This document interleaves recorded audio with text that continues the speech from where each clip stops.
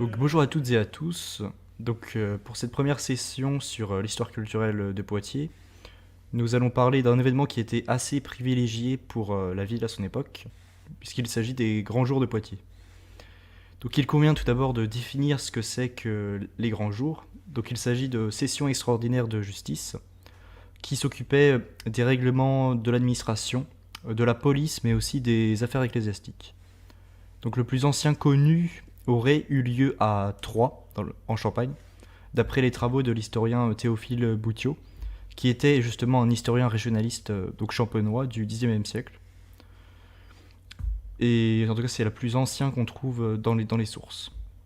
Donc les grands jours sont également généralement tenus par le Parlement qui exerce la juridiction sur cette province.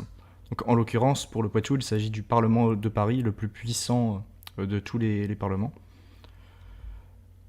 Il peut y avoir d'autres officiers qui viennent d'autres parlements, mais généralement, ce sont surtout les parlementaires issus de cette juridiction qui sont privilégiés.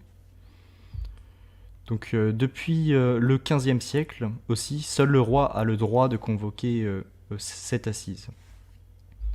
Donc, concernant les parlements d'ailleurs en eux-mêmes, puisqu'ils méritent d'être définis eux aussi, ce sont une institution judiciaire qui serait apparue essentiellement à partir du XIIIe siècle dans la plupart des provinces du Royaume de France. Donc le Parlement de Paris est le plus ancien car il a été établi par Saint-Louis sur l'île de la Cité. Donc son influence était vraiment très grande puisque en plus de l'île de France, il couvrait toute l'actuelle région centre, donc, puis plus tard la Champagne, la Picardie, le Maine, l'Anjou, mais bien évidemment les régions qui vont nous intéresser, donc le Poitou, l'Aunis, et même jusqu'en l'Angoumois et même jusqu'en Auvergne et dans le Lyonnais. Donc ça couvre, on va dire, toute la France française, tout le nord de la France essentiellement. Donc autrement, la plupart des parlements, ils s'étendaient sur d'autres provinces françaises comme le parlement d'Aix pour la Provence, ou de Rennes pour la Bretagne, ou encore Rouen pour la Normandie.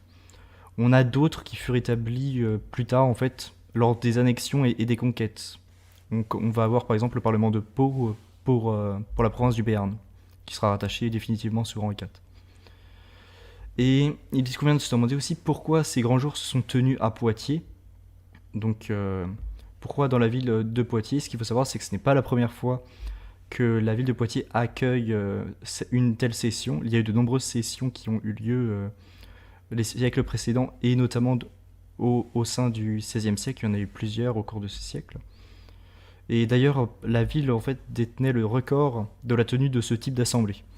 Donc, alors pourquoi? Il y a plusieurs raisons qui expliquaient ça. D'une part, la province semblait assez prospère. Elle était même surnommée la belle province, donc exactement comme le Québec, la Nouvelle-France. Donc c'est sûrement...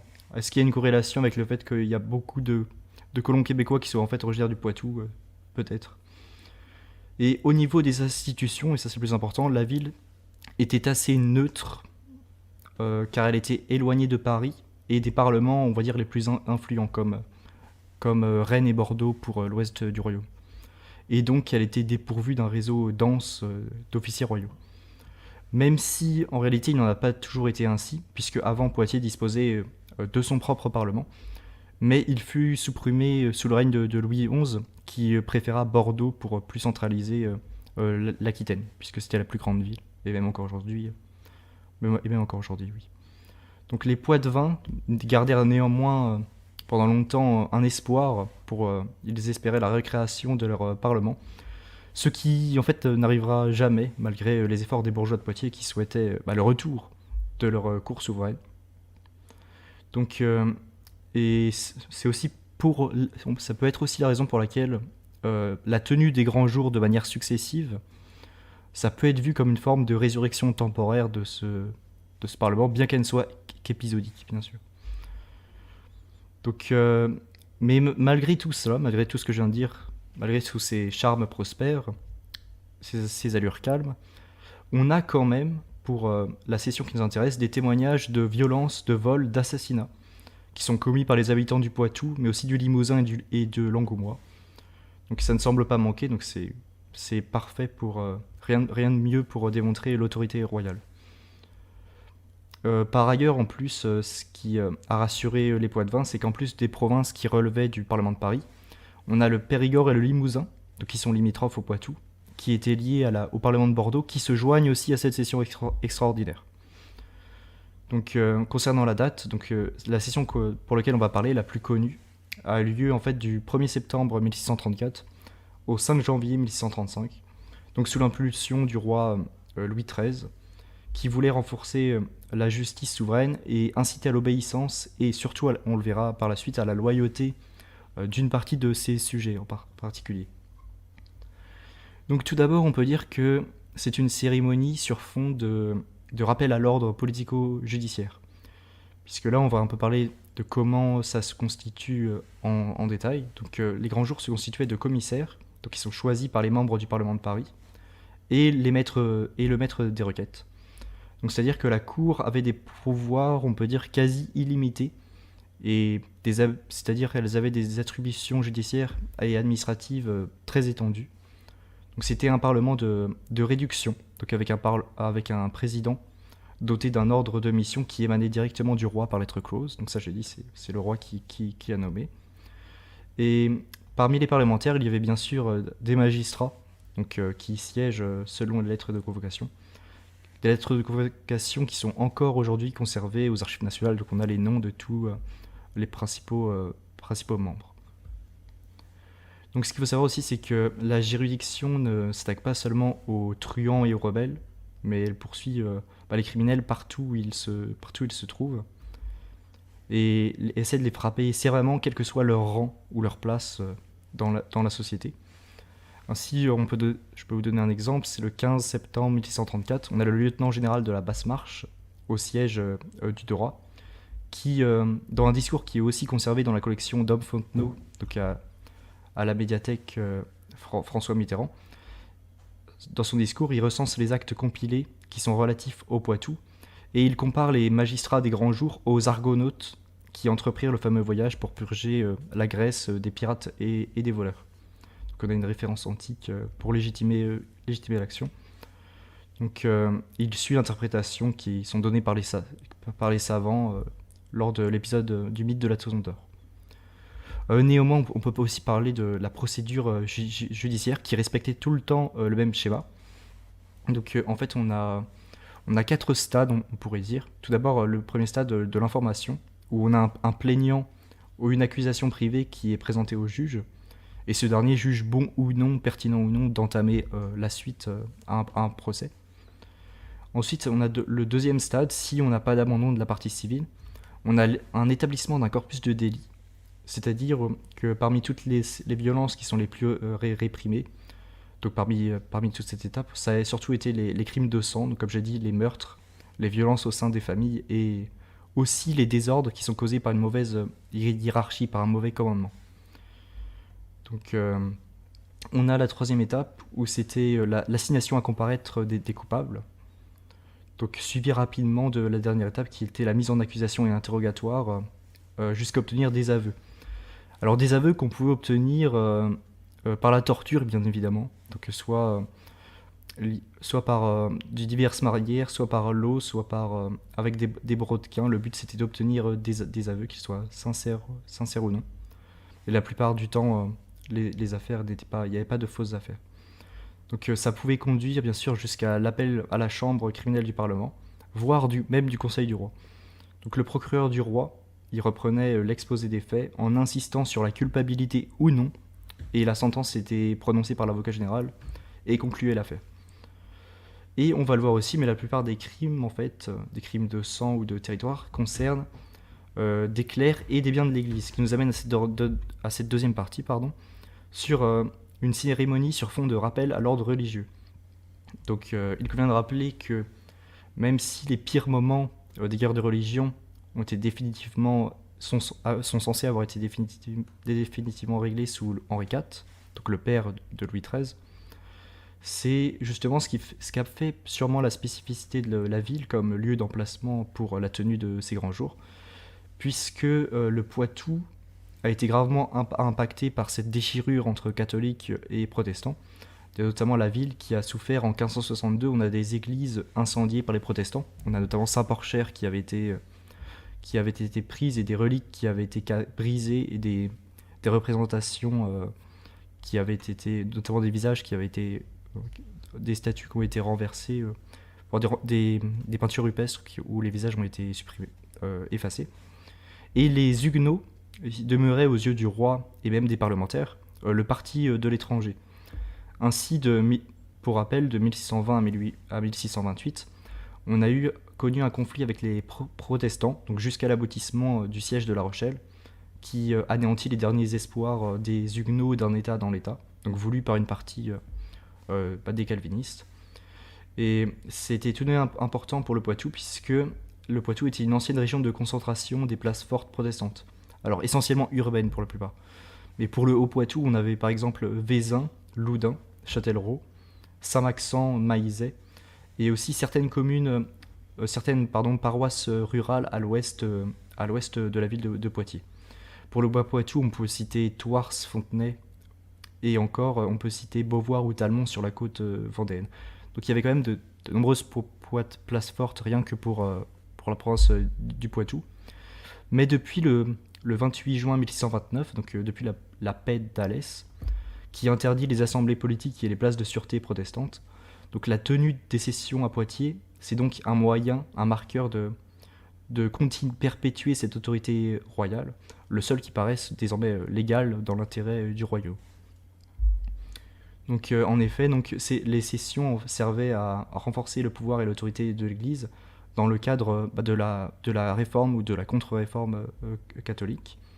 Et les juges parisiens apparaissent en fait dès les premiers jours comme les défenseurs de l'ordre de Dieu, donc j'entends par là catholique, apostolique et catholique. Donc un ordre qui se confond, voire même on pourrait dire se prolonge avec celui du roi. Donc le fonctionnement des grands jours semble marquer une sorte indissoluble entre le temporel par les structures étatiques et du spirituel par les structures religieuses. On peut citer comme exemple plusieurs arrêtés qui décidaient de la formation de commissions de contrôle pour inspecter les paroisses suspectes. Bien sûr, ces dites paroisses suspectes sont tous réformées, donc essentiellement dans l'ouest de Poitiers. Et les actions et les discours des magistrats semblent aller dans ce sens, avec de nombreuses petites piques.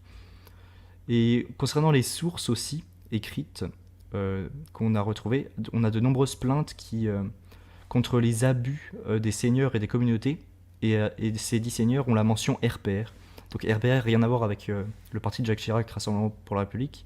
C'est l'acronyme de religion prétendue réformée. Donc c'est pour parler de la foi calviniste, la religion des Huguenots. Donc on a les juges parisiens qui s'entendent avec les juges locaux pour nuire aux Huguenots quand ils le peuvent. Dès qu'ils voient une faille, ils tendent à les nuire pour renforcer le pouvoir royal. On a par exemple, comme dernier exemple, on a environ 200 gentilshommes qui sont condamnés pour vol, meurtre, viol, fausse monnaie, donc le crime le plus grave à l'époque, donc violence contre sergent, mais la plupart sont rendus par contumace, c'est-à-dire sans présence des dits condamnés. Donc il y a eu en réalité peu de condamnations à mort, la plupart ont fui dans d'autres pays, donc soit en Prusse, en Hollande ou même en Angleterre. Il y a eu peu de condamnations à mort. Donc c'est en réalité une autre manière de continuer la guerre qui met en avant la ville, on peut le dire. Et enfin, on pourrait conclure par dire que c'est un rappel à l'ordre qui mène à une mise en valeur de la dite ville, puisque en effet les grands jours marquent l'importance de l'église, donc comme on l'a dit avec les curés ou les biens appartenant au clergé et le respect du paiement des dîmes, mais et par justement cette opposition entre communautés protestantes et catholiques. Mais tout cela amène des répercussions économiques et sociales. Donc j'avais parlé aussi qu'il y avait des condamnations sans distinction de classe. Donc pour la noblesse locale du Poitou, on a toujours, selon la volonté de Louis XIII, de faire plier la noblesse sous son joug, puisque Louis XIII craignait un peu la, on va dire, véhémence des nobles. Mais on distingue ici une volonté de ménager la noblesse locale, donc évidemment hormis celle qui est, on va dire, d'origine huguenote. Donc pour la Poitou et les provinces aux alentours. Donc ce qui se fera en fait jusqu'à Louis XIV, car le roi craignait, on va dire, les écarts de la noblesse. Et ça peut se comprendre étant donné ce qui se passera plus tard avec la Fronde dans sa jeunesse. Mais justement, pour la noblesse, on a une espèce de correction des distinctions, d'inégalité entre les ordres et les rangs. Donc, comme la noblesse apparaît quand même plus loyale que dans d'autres provinces, car déjà liée au domaine royal depuis longtemps en réalité. Donc le roi essaie globalement, et les juges essaient surtout de l'aménager. Concernant la ville en elle-même, la ville dispose, la session a eu lieu au sein des palais des ducs d'Aquitaine, et c'est un palais assez large, surtout que le centre de Poitiers dispose de nombreuses hôtelleries et auberges qui permettent d'accueillir et de loger à la fois les magistrats, mais aussi les plaignants et les condamnés de passage. Donc on peut citer même le maire de Poitiers qui est entouré de ses officiers municipaux qui offrent souvent en signe de courtoisie donc du vin ou du hippocras ou des torches en cire pour le logement de ceux qui sont invités. Et donc on a les magistrats qui sont bien accueillis, mais c'est aussi pour cacher autre chose, puisque les frais d'entretien des grands jours se fait à la charge de la ville qui reçoit. Et donc Poitiers, comme toutes les autres villes, en ressortent avec des dettes. Mais c'est plutôt un mal pour un bien, car la ville a souvent une bonne image. Elle a plutôt une image de purifiée par le crime une fois la cession de ces grands jours. Ainsi, on va dire malgré sa dépendance au Parlement de Paris, on peut aussi citer l'université créée en 1431, qui demeure un foyer intellectuel réputé dans l'ouest du royaume. Et les parlementaires parisiens fréquentaient les salons de la ville pour se détendre après des sessions un peu tumultueuses. Et donc, bien que la session, on va dire, se passa bien, le Parlement de Paris se montre tout de même assez vigilant afin de prévenir tout risque de transformation d'une session extraordinaire en une cour souveraine indépendante. C'est ce qu'on disait au début, la volonté des bourgeois un peu d'amadouer pour qu'il y ait une cour souveraine qui se mette en place, mais il y aura toujours un refus, on le verra à la fin, des parlementaires et même du roi. Donc on a notamment la crainte, comme exemple on peut citer la crainte du procureur général Mathieu Mollet, car la longueur inaccoutumée de la session, il ne craint que ce soit un acheminement vers la création d'un nouveau parlement. Et comme je l'ai dit, en fait, les parlementaires et Louis XIII ne le retiennent pas, notamment à cause de la minorité huguenote qui est encore présente et influente. Et ni le roi ni les parlementaires ne veulent courir le risque de laisser une province sous contrôle calviniste, tout simplement pour ne pas créer un État dans l'État. Donc en somme, qu'est-ce qu'on peut dire de cela?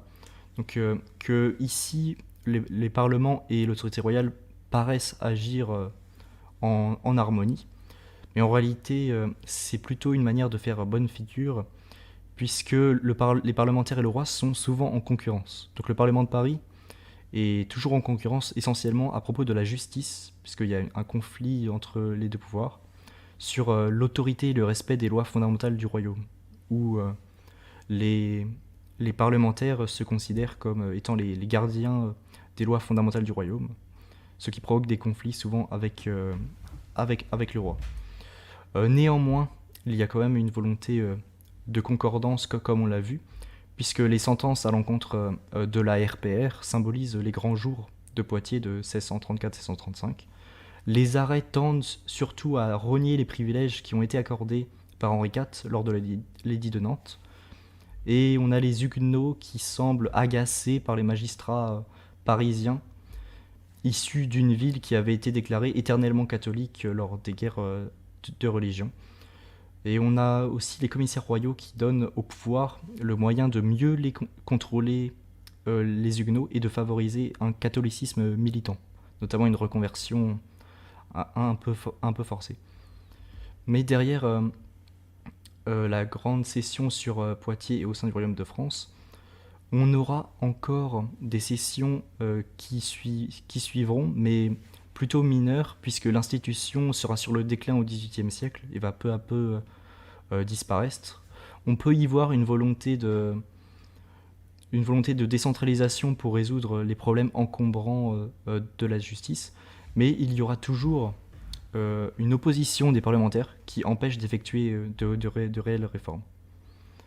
Donc on pourrait terminer par deux petites citations sur une vision, pour avoir une vision contemporaine. Donc le premier, c'est Omer Talon, donc c'est l'avocat général du Parlement de Paris, qui déplora la rapidité de la session qui, selon lui, empêcherait de traiter efficacement et décemment tous les sujets en réalité.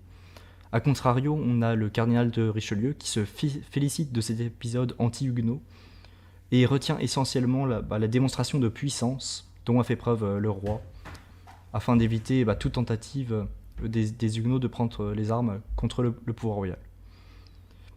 Et voilà, c'était les mots de Richelieu.